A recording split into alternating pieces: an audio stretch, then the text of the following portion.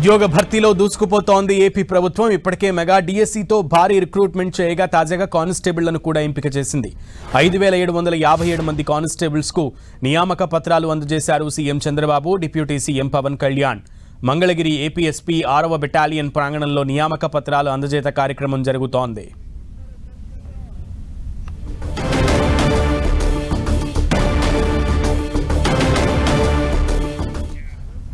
Constable recruitment కి స్వయంగా constable అందరికీ కూడా ముఖ్యమంత్రి చంద్రబాబు, ఉప ముఖ్యమంత్రి పవన్ కళ్యాణ్ నియామక పత్రాలు అందజేస్తున్నారు. ప్రస్తుతం ముఖ్యమంత్రి చంద్రబాబు నియామక పత్రాలు అందజేసిన అనంతరం మాట్లాడుతున్నారు. లైవ్ లో చూద్దాం. లా అండ్ ఆర్డర్ కు భరోసా వచ్చిందనే విశ్వాసం నాకు కల్పించారు మీరందరూ. అలాంటి నూతనమైన పోలీసులందరికీ, నియామకమైన పోలీసులకి వాళ్ళ తల్లిదండ్రులు చూస్తున్నా ఎంత ఆనందంగా ఉన్నారంటే, మీ ముఖంలో ఆనందం చూడడానికి నేను గాని, పవన్ కళ్యాణ్ గారు గాని, బీజేపీ ముగ్గురం కలిసి కూటమిగా ఏర్పడ్డాం. నేను అడుగుతున్నా ఈ కొండే వాళ్ళందరినీ, 1924లో ఎప్పుడైనా మీరు సంతోషంగా ఉన్నారా? ఇంత సంతోషమైన సంఘటన చూశారా అని మిమ్మల్ని అడుగుతున్నా. ఏం తమ్ముళ్ళు, చూశారా మీరు? ఏమమ్మా, చూశారా మీరు? ఏంటయ్యా పెద్దలందరూ మీరు చూశారని అడుగుతున్నా. మీరేమంటారు? దానికోసం మేము ఎన్నికల ముందు ఒక మాట చెప్పాం. ఈ రాష్ట్రం పూర్తిగా నష్టపోయింది. నష్టపోయిన రాష్ట్రాన్ని మళ్లీ ఘాటిన పెట్టాల్సిన బాధ్యత ఉంది. ఆ రోజు మేము ఇచ్చిన హామీ, ప్రతి ఒక్క యువతకు కూడా ఉద్యోగాలు ఇప్పించే బాధ్యత తీసుకుంటాం. మెగా డిఎస్సి పెడతాం, పెండింగ్ ఉండే ఉద్యోగాలు ఇస్తామని హామీ ఇచ్చాం. ఇచ్చిన హామీని నిలబెట్టుకున్నామా లేదా తమ్ముళ్ళు అని మిమ్మల్ని అడుగుతున్నా. ఈ రోజు మీరు చూస్తే సివిల్ గాని, ఏపీఎస్పీ కానిస్టేబుల్ గా ఎన్నికైన నా యువ కిషోరాలకి మనస్ఫూర్తిగా అభినందనలు. నేను ఆడబిడ్డలను చూసా, ఎంత దృఢ సంకల్పం ఉందంటే, మగ పిల్లలే కాదు మేము కూడా బ్రహ్మాండంగా పనిచేస్తామని ఒక అకుంఠితమైన దీక్ష చూపించిన ఆడబిడ్డలకు కూడా మనస్ఫూర్తిగా నమస్కారాలు, అభినందనలు. నేను చాలా సార్లు ఎక్కడన్నా వెళ్తే పిల్లల్ని అడుగుతాను, నువ్వు ఏమవుతావని అడుగుతాను. మెజారిటీ చెప్పేది నేను పోలీస్ అవుతానని. నేను ఎప్పటికప్పుడు అడిగేవాడిని, మీరు పోలీస్ అవుతామంటే అంటే లాఠీతో కొడదామని అడిగేవాడిని. కాదు, ప్రజల ప్రాణాలు కాపాడడానికి పోలీస్ అవుతానని పిల్లలు చెప్పారంటే అది పిల్లలకుండే పోలీసుల మీద నమ్మకం అని చెప్పి కూడా నేను మీకు తెలియజేస్తున్నా. ఈరోజు 4 ఏళ్లుగా ఏది చూశారు మీరు? నేను అడుగుతున్నా, పట్టుదలగా నుండుంటే కోర్టులో ఏదైనా స్టే ఉంటే వెకేట్ చేపించాలా లేదా అని అడుగుతున్నా. అలాంటిది 4 ఏళ్లుగా మీరు వెయిట్ చేస్తే ఈరోజు అనేక కోర్టు కేసులు వచ్చాయి. అన్ని కోర్టు కేసులు కూడా ఎక్కడికక్కడ పరిష్కారం చేశాం. మామూలుగా చూస్తే 1-2 కాదు, 31 కేసులు వేస్తే హైకోర్టు నుంచి సుప్రీంకోర్టు వరకు మీకు గాని ఉద్యోగం వస్తే నాకు, పవన్ కళ్యాణ్కి మంచి పేరు వస్తుందని ఉద్యోగాలు రాకుండా అడ్డుకట్టేస్తే, అడ్డుకట్టను అధిగమించి మీ అందరికీ ఉద్యోగాలు ఇప్పించిన ఘనత కూటమి ప్రభుత్వం. అవునా కాదా అని మిమ్మల్ని అడుగుతున్నా. 6100 మందికి రిక్రూట్మెంట్ నోటిఫికేషన్ ఇచ్చాం. 614 మంది ఈరోజు సెలెక్ట్ అయ్యారు. రేపు ట్రైనింగ్కి వెళ్తున్నారు. ట్రైనింగ్ అవుతానే మీరందరూ కూడా మళ్ళా ఉద్యోగానికి వస్తున్నారు. ఇందులో మీరు చూస్తే 3,343 మంది సివిల్ కానిస్టేబుల్, ఏపీఎస్సిపి కానిస్టేబుల్ గా 2,414 మంది. ఇంకో పక్క మహిళలు 993 మంది, 1000 మంది దగ్గర మహిళలే ఉన్నారు. ఆ ఆడబిడ్డలు చూస్తే నాకు ముచ్చటేస్తుంది. ఎంత ధైర్యంగా ఉన్నారంటే, నేనే ఒకప్పుడు మగపిల్లలే కాదు ఆడపిల్లలు కూడా తక్కువ కాదని ఉద్యోగాల్లో 33%, చదువులో 33% రిజర్వేషన్లు పెడితే దాన్ని నిరూపించే విధంగా కడాన చాలా మంది అన్నారు, ఆడపిల్లలు కానిస్టేబుల్ అవుతారా అన్నారు. అవుతారు, అందుకే పెడుతున్నానంటే ఇటీవల కాలంలో వచ్చారు. నేను కానిస్టేబుల్ గానే కాదు, ఆర్టీసీలో కండక్టర్లుగా కూడా 33% పెట్టాలని పెట్టాను. కండక్టర్లు గానే కాదు, ఆర్టీసీలో డ్రైవర్లు కావాలని కోరుకున్నాను. కానీ ఆ ఒక్క కోరిక నెరవేరలేదు. భవిష్యత్తులో ఆర్టీసీలో కూడా డ్రైవర్లుగా మా ఆడబిడ్డలు వస్తారని మరొక్కసారి ఆకాంక్షిస్తున్నా. ఈరోజు ఆడపిల్లలు చేయలేని పని ఏ పని లేదు. మీరు ఒక భావన తీసేయాల్సిన అవసరం ఉందని చెప్పి నేను మీకు తెలియజేస్తున్నా.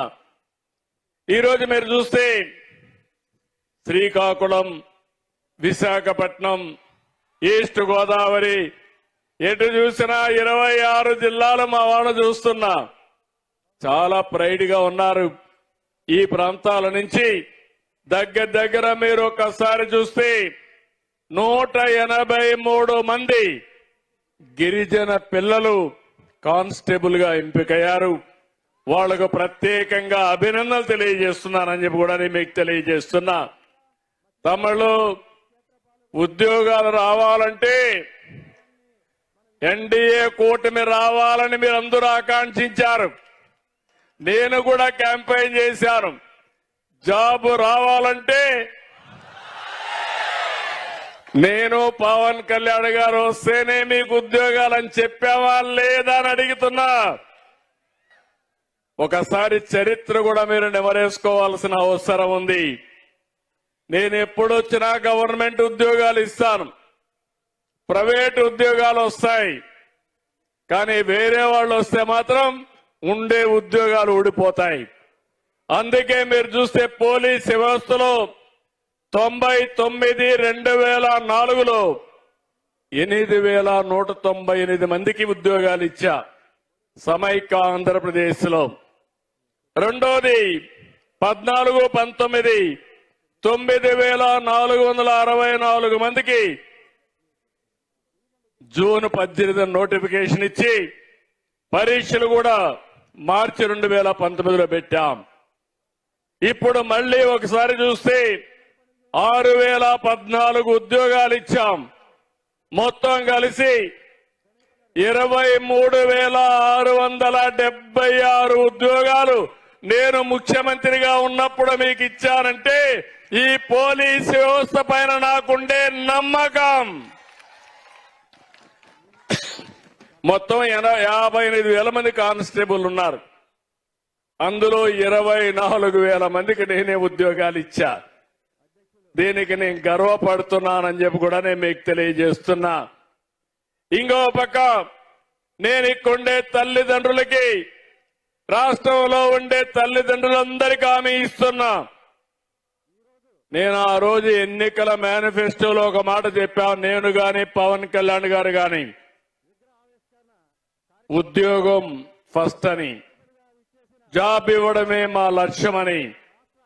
అందుకనే మీరు ఒకసారి చూస్తే ఎన్నికల మేనిఫెస్టోలో 20 లక్షల ఉద్యోగాలు ఇస్తామని నేను చెప్పిన మాటకు నేను కట్టుబడి ఉన్నానని మరొకసారి మీ అందరికీ హామీ ఇస్తున్నాం.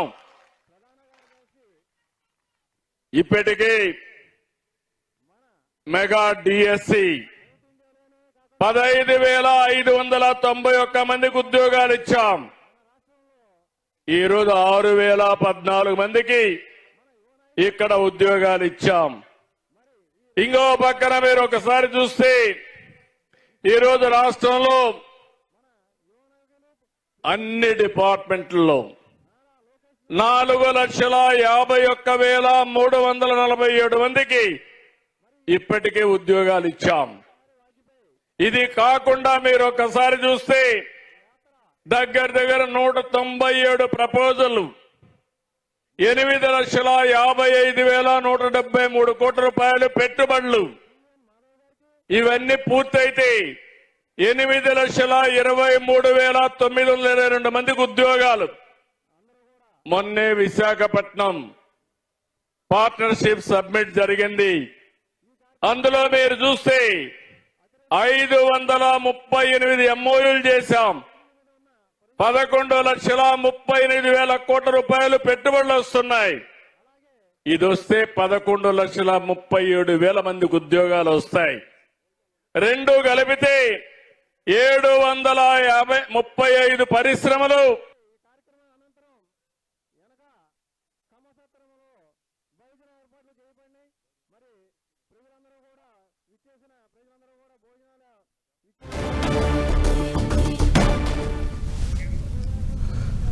ఏపీ ముఖ్యమంత్రి చంద్రబాబు నాయుడు కానిస్టేబుల్ రిక్రూట్మెంట్ అభ్యర్థులకు నియామక పత్రాలు అందజేసిన సందర్భంగా తమ ప్రభుత్వంలో కూటమి ప్రభుత్వం హామీ ఇచ్చిన విధంగానే ఉద్యోగాలను భర్తీ చేస్తున్నట్లుగా ముఖ్యమంత్రి చంద్రబాబు తెలిపారు. కూటమి ప్రభుత్వం ఇచ్చినటువంటి ప్రతి ఒక్క హామీని నిలబెట్టుకుంటూ రాష్ట్ర పురోగతికి ముందుకు వెళ్తున్నామంటూ కూడా ప్రజలందరికీ తెలియజేస్తున్నారు. ఇచ్చిన హామీ ప్రకారం ఉద్యోగాల భర్తీ చేస్తున్నామంటూ ముఖ్యమంత్రి చంద్రబాబు నాయుడు పునరుద్ఘాటించారు.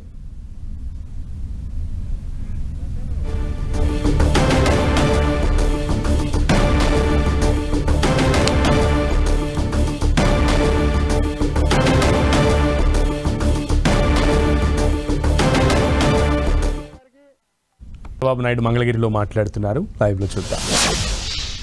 ఇప్పుడు అనిత గారు హోమ్ మినిస్టర్ గా, డీజీపీగా హరీష్ గుప్తా గారు వచ్చిన తర్వాత సమర్థవంతమైన పోలీస్ వ్యవస్థకి శ్రీకారం చుట్టారు. నేను ఎప్పుడు కూడా మీరు గుర్తుపెట్టుకోవాలి, నేను ఎప్పుడూ లా అండ్ ఆర్డర్ పైన రాజీ పడను. సమైక్య ఆంధ్రప్రదేశ్ నేను ముఖ్యమంత్రి అయినప్పుడు నాకు కొన్ని సమస్యలు వచ్చాయి. రాయలసీమలో ముఠా నాయకత్వం, ఒకరినొకరు చంపుకునే వాళ్ళు ఇక్కడ రాయలసీమ వాళ్ళందరూ ఉంటారు. కడప వీళ్ళందరూ ఉన్నాం ఇక్కడ. నేను కూడా రాయలసీమ వాడిని. అవునా కాదా నేను అడుగుతున్నా మిమ్మల్ని. ఇప్పుడు ముఠాలు ఉన్నాయని మిమ్మల్ని అడుగుతున్నా. ఒకప్పుడు హైదరాబాద్ 6 నెలలు కర్ఫ్యూ. హైదరాబాద్ నుంచి బెంగళూరు పోవాలన్నా, విజయవాడకు రావాలన్నా ఓల్డ్ సిటీకి పోవాలి. హైకోర్టు పోవాలంటే ఓల్డ్ సిటీకి పోవాలి. అలాంటి మత విద్వేషాలు ఇప్పుడే నేను అభినందిస్తున్నా. నాకు గబ్బర్ సింగ్ అనే ఒక డీసీపీ ఉండేవాడు. అప్పుడు పవన్ కళ్యాణ్ గారు సినిమా కూడా తీశారు ఆ గబ్బర్ సింగ్ అని పెట్టి. అంటే ఆయన క్యారెక్టర్ ని గబ్బర్ సింగ్ గా పవన్ కళ్యాణ్ గారు యాక్ట్ చేశారు. ఆయన్ని పెట్టి కమ్యూనల్ వైలెన్స్ కంట్రోల్ చేశాం. తిరిగి ఎవడైనా సరే రోడ్డు మీదకొచ్చి మత విద్వేషాలు రెచ్చగొడితే అదే చివరి రోజుని నియంత్రణ చేసిన ఘనత ఆనాటి ప్రభుత్వాన్ని అని చెప్పి కూడా నేను మీకు తెలియజేస్తున్నా. నేను ఎప్పుడు కూడా తీవ్రవాద సమస్య మీరందరూ చూశారు. నేను తీవ్రవాద సమస్యలో కూడా రాజీ పడలేదు. ప్రజలకు నష్టం కలిగించే పరిస్థితి ఎవరు చేసినా ఎప్పుడూ నేను ఉపేక్షించలేదు. దాని పర్యవసానం తిరుపతిలో వెంకటేశ్వర స్వామికి పట్టు వస్త్రాలు సమర్పించే కార్యక్రమానికి వెళ్తా ఉంటే నా మీదనే 24 క్లెయిమోర్ మైన్స్ ని బ్లాస్ట్ చేశారు. తమ్ముళ్ళు ఇక్కడ యువ కిషోరాలున్నారు. ఆ రోజు కూడా నేను భయపడలేదు. నా జీవితంలో పిరికితనం లేనే లేదని మరొక్కసారి విజ్ఞప్తి చేస్తున్నా. మీరు కూడా అలాంటి స్ఫూర్తిని తీసుకుని ఎంతో మంది పోలీసు వ్యవస్థలో ప్రజల కోసం ప్రాణత్యాగాలు చేసిన వాళ్ళు ఉన్నారు. సీనియర్ ఆఫీసర్స్ ఉన్నారు, జూనియర్ ఆఫీసర్స్ ఉన్నారు. అలాంటి సందర్భాలు చూసుకున్నప్పుడు ఏదైనా త్యాగాలు చేస్తారంటే ఆ త్యాగాలకు మారుపేరు పోలీసు వ్యవస్థ. దానికి నేను గర్వపడుతున్నానని చెప్పి కూడా నేను మీకు తెలియజేస్తున్నా. ఇప్పుడే నేను మిత్రుడు పవన్ కళ్యాణ్ గారికి ఒక చిన్న మాట చెప్పాం. బాబురావు ఒక చిన్న కోరిక కోరాడు. ఆ కోరిక మా ఊరికి ఆయనకు ఉద్యోగం వచ్చిన సంతోషం ఉంది కానీ ఊరి సమస్య మిగిలిపోయిందని, అవకాశం దొరకతానే నాకు ఒక మాట నా చెవులో వేశాడు. నేను పవన్ కళ్యాణ్ గారికి చెప్పాను, ఎలుగురాతి బండ వాళ్ళ ఊరి పేరు, తెమ్ముల బండ నుంచి ఎలుగురాతి బండ వరకు రోడ్డు కావాలని అడిగితే మా ఊరికి రోడ్డు కావాలని అడిగాడు.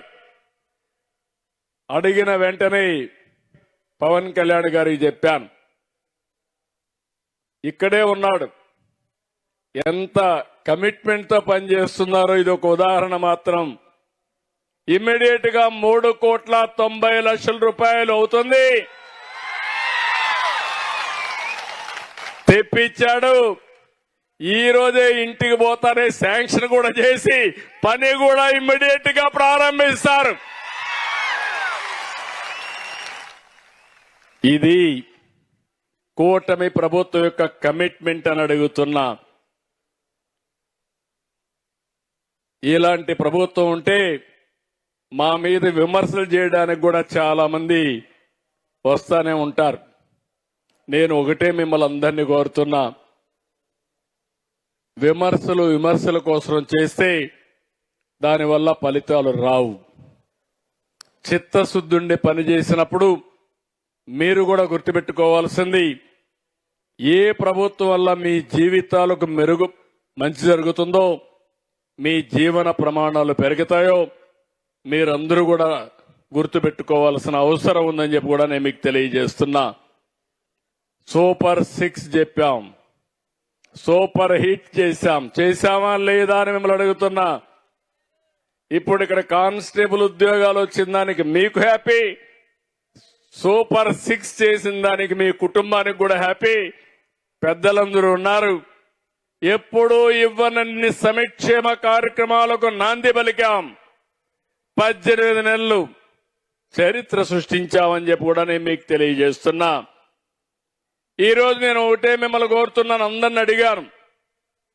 Highly qualified MTech, MSc, BSc, MA, BEd బాగా చదువుకున్నారు.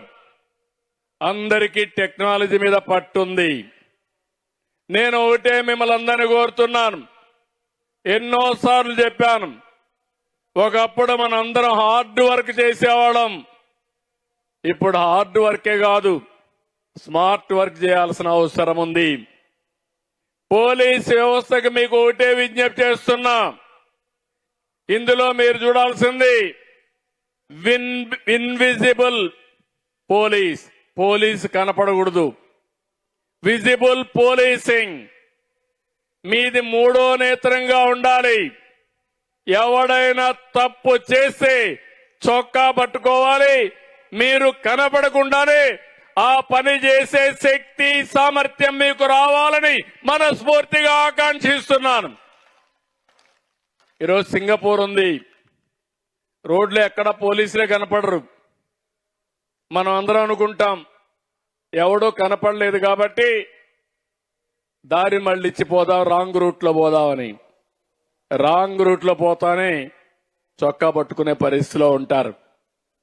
ఎయిర్పోర్ట్ లో చూస్తే ఎవడు పోలీసే ఉండడు, ఎక్కడ చూసినా నిఘా కేంద్రాలు ఉంటాయి. ఎవడన్నా తప్పు చేస్తే 2 నిమిషాల్లో పట్టుకోవడమే కాదు, తప్పు చేసిన వాడు మళ్ళా కనపడడు. అలా